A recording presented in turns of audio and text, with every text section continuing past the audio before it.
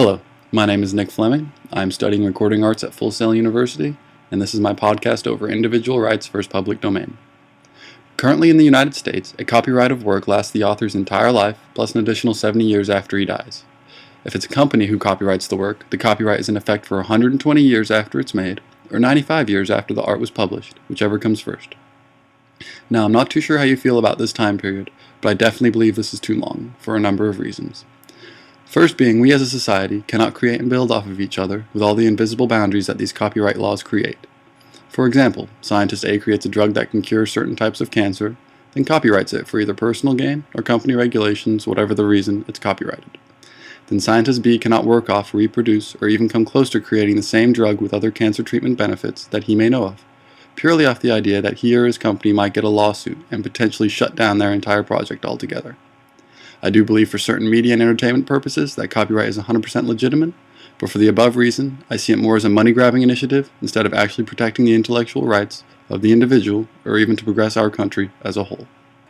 A piece of public domain work that both is in the best interest of society and I believe would be in the best interest of the author would be classical music. More specifically, Edvard Grieg's composition for the play Peer Gynt, a classical song named In the Hall of the Mountain King. This song, produced in 1876, has been used in a number of movies, but my favorite is the remix by the artist Zed and his song Dover Goblin.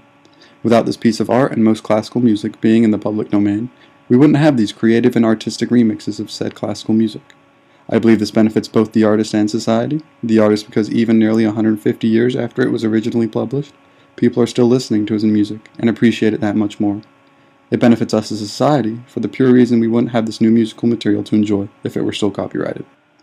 Another piece of public domain work that's in the best interest of society would be the invention of the light bulb. After Thomas Edison bought the patent off of Woodward and Evans in 1879, he continued development of it for a year, and he made its first commercialized appearance in New York in 1880. Being that the patent is long out of its copyright protection, we have created and designed more light bulbs based off the original and only made them better and more energy efficient. Without this being in the public domain for whatever reason, we wouldn't have these different types and designs of light bulbs that we have today.